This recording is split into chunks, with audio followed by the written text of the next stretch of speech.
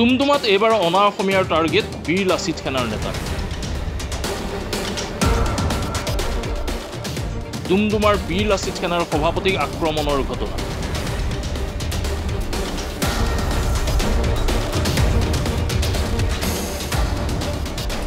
উচামাটিৰ কালিবাৰীত কালি নিশা আক্ৰমণ কৰে বীৰ লাচিত সেনাৰ তিনিচুকীয়া জিলাৰ সমিতিৰ সভাপতি বিদ্যুৎ বৰা।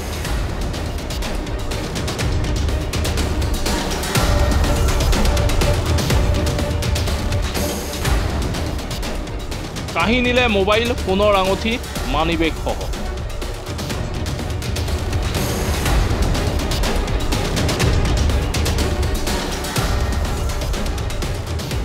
পুনৰবাৰ জনাইছো, ডুমডুমাত এইবাৰ অনা অসমীয়াৰ টাৰ্গেট বীৰ লাচিত সেনাৰ নেতা।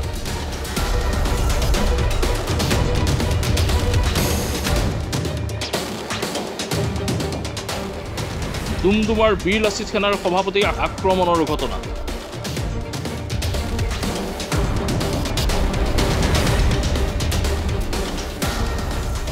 উচামাটিৰ কালিবাৰীত নিশা আক্ৰমণ কৰে বীৰ লাচিত সেনাৰ তিনিচুকীয়া জিলাৰ সমিতিৰ সভাপতি বিদ্যুৎ বৰা।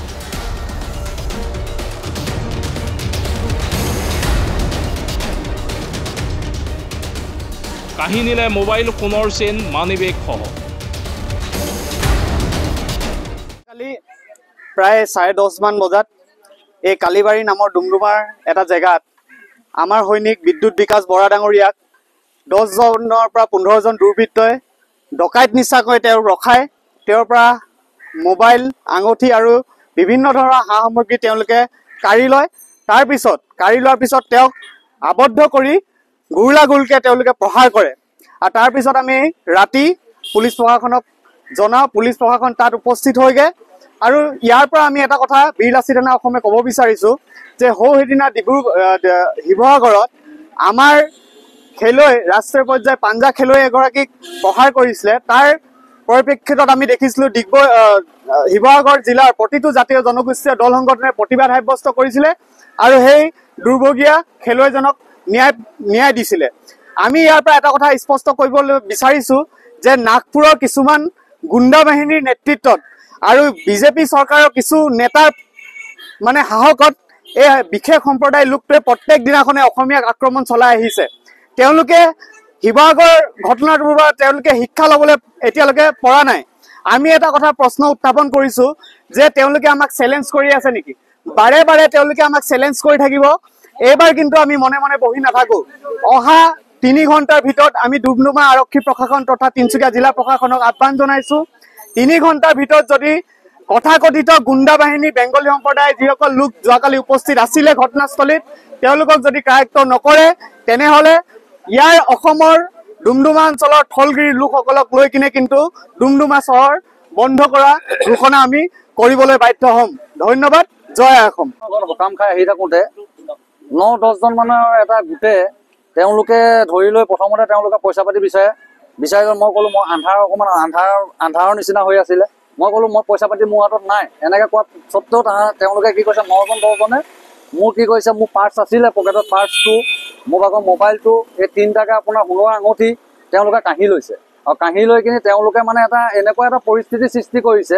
আৰু ল'ৰাকেইজন কিবা এটা বেংগলী সম্প্ৰদায়ৰ ল'ৰা হয়। তেওঁলোকে অসমতে থাকি অসমৰ এনেকুৱা এটা জলবায়ু তেওঁলোকে গ্ৰহণ কৰি আমাৰ অসমীয়া ল'ৰাকে যেতিয়া তেওঁলোকে অচিনাকি নিচিনা ব্যৱহাৰ কৰি কিনি মাৰপিট কৰিছে, গতিকে তাৰ ওপৰত পুলিচ প্ৰশাসনে কালি ৰাতি 11টা বজাতে দিয়া কেছত এতিয়ালৈকে তেওঁলোকে প্ৰশাসনে এতিয়ালৈকে এজনকো কাৰ্যত কৰিব পৰা নাই। এইটো এটা বৰ লাজৰ বিষয়। বিশেষকৈ আমাৰ যদি এজন অসমীয়া ল'ৰা হ'লহেঁতেন, তেওঁলোকে কিন্তু ক'ৰবাৰ পৰা নহয় ক'ৰবাৰ পৰা আমাক খেদি হ'লেও ধৰি কিনি আনি আজি জেল হাজতলৈ প্ৰেৰণ কৰিলেহেঁতেন। আমাৰ প্ৰশ্ন এইটো দে, তেওঁলোকক কাৰ স্বত্ব চাই তেওঁলোকে আজি এতিয়ালৈকে তেওঁলোকে তেওঁক গ্ৰেপ্তাৰ কৰা নাই? এজন অকলশৰীয়া মানুহক 10জন গুণ্ডা বাহিনীৰ নিচিনাকৈ তেওঁলোকে আমাক লুটপাট কৰিছে। নিশ্চয় তেওঁলোক ড্ৰাগছ আসক্ত ল'ৰা হ'ব, নহ'লে তেওঁলোকে মোক কিয় পইচা বিচাৰিব? মোৰ 3টাকে সোণৰ আঙঠি, মোবাইল, পাৰ্চ তেওঁলোকে কাঢ়ি লৈছে। ইমান সাহস কেনেকৈ গোটাব পাৰিলে পুলিচ প্ৰশাসনৰ এই 200 মিটাৰ দূৰত থাকোঁতে?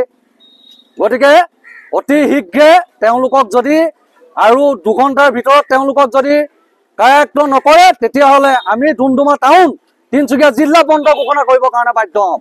ইয়াৰ পিছত যদি কিবা অপ্ৰীতিকৰ পৰিস্থিতিৰ সৃষ্টি হয় তেতিয়াহ'লে প্ৰশাসন দায়ী হ'ব। ধন্যবাদ। জয় আই অসম। লাচি থানাৰ তেখেতক যি মাৰপিট কৰিছে, বিদেশী বহিৰাগত ইমান উদ্ভণ্ডালি কৰিছে, এইটো কেতিয়াও সহ্য কৰা নহ'ব। অসমৰ হাৱা পানী, অসমৰ খাই পোনে তেওঁলোকে অসমৰ ওপৰত যিটো আক্ৰমণ চলাই আহিছে, শিৱসাগৰ, তাৰপিছত তিতাবৰ আদি কৰি জাগুন, কিন্তু এই অত্যাচাৰ আমি কেতিয়াও মানি নলওঁ। মই মহিলা সমিতিৰ কলিতা জনগোষ্ঠীৰ মহিলাৰ সভানেত্ৰী হয়, গতিকে মই জোৰদাৰ আন্দোলন কৰিম যে বিদেশী দপদপনি ইয়াত কেতিয়াও সহ্য কৰা নহ'ব। আৰু তেওঁলোকে যি ধৰ্মৰ নামত যোৱা এই বৰবমত সন্তান সম্ভৱা মানুহ এজনীক বাট এৰি দিয়া নাই, যি পেটতে গৰ্ভতে মানে সন্তান মৰিব লগা হ'ল। এই উৎপাত আমি কেতিয়াও সহ্য নকৰোঁ। গতিকে আমি ৰাস্তা কিয়, আমি ঘৰ দুৱাৰ জ্বলাই দিম এসময়ত, আমি কেতিয়াও শান্ত হৈ বহি নাথাকোঁ। দৰকাৰ হ'লে বিদেশী হুঁচিয়াৰ হ'ব লাগিব। আমি অসমে কেতিয়াও সিহঁতৰ তলত তল পৰি নাথাকোঁ। বিদেশীৰ উদ্ভণ্ডালি আমি সহ্য নকৰোঁ। যোৱাকালি তিনিচুকীয়া যি ঘটনাটো মানো যাওঁতেই আমি জানিবলৈ পাইছো যে যোৱা নিশা সকামৰ পৰা আহি থাকোঁতে আমাৰ এই বিলাচী থানাৰ এজন তিনিচুকীয়া জিলাৰ এজন সদস্য, কাৰ্যনিৰ্বাহক সদস্য, তেওঁক মানে 12-13জনীয়া এটা দলে দুষ্কৃতিকাৰী বুলি ক'ব লাগিব আক্ৰমণ কৰিছে। এতিয়া প্ৰথম কথাটো হ'ল যে যোৱাকালি ঘটনাটো মানো যাওঁতে কেনেকৈ সাহস পালে, আমি প্ৰশ্ন উত্থাপিত কৰিব বিচাৰিছোঁ। আৰু আটাইতকৈ ডাঙৰ কথাটো হৈছে যে ডুমডুমা আৰক্ষী থানাত কালি নিশা কেছখন দিয়াৰ পাছত আজি 12 ঘণ্টাকে উকলি গ'ল, কিন্তু এই পৰ্যন্তলৈকে আমি জানিবলৈ পাইছো এতিয়ালৈকে আটক কৰা নাই।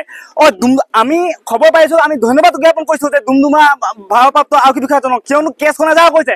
কিন্তু আমাৰ ইয়াৰ প্ৰশ্নটো হ'ল যে এই মুহূৰ্তলৈকে আটক কৰা কাৰ আশীৰ্বাদ পুষ্ট হৈ আছে? আমাৰ ল'ৰা এজন যদি হ'ব লাগিছিলে, কিন্তু খেদি আটক কৰিলে হয়। এতিয়া কথাটো হ'ল কি, বিলাচী থানাৰ সদস্যজনক যে আটক কৰিবলৈ পালে, ইয়াত ক'ত সাহস পালে?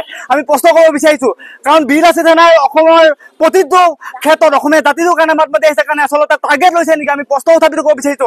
সেয়া যে আমি অসমীয়া যুৱ মঞ্চ, বিলাচী থানা আদি কৰি কলিতা জনগোষ্ঠীৰ প্ৰায়কেইটা সংগঠন, আমি বহুকেইটা সংগঠন একত্ৰিত হৈ আমি ইয়াৰ পৰাই আমি আপোনালোকৰ সংবাদ মাধ্যমৰ যোগেদি এটা কথা স্পষ্ট কৰিব বিচাৰিছো, অতি শীঘ্ৰে যদি আটক নকৰে তেনেহ'লে কিন্তু আমি বৃহৎ গণতান্ত্ৰিক আন্দোলন কৰিবলৈ আমি বাধ্য হ'ম। যদি আমি আন্দোলন কৰিব যাওঁতে এনেকুৱা কিবা অনাকাংক্ষিত পৰিস্থিতিৰ সৃষ্টি হয়, তেনেহ'লে কিন্তু আমাৰ কোনো সদস্য বা কোনো তলকী জনগণ যোগে নহয়, স্পষ্ট কথা। ডুমডুমাৰ পৰা সমীৰণ বৰাৰ ৰিপৰ্ট, মাই নিউজ এনি।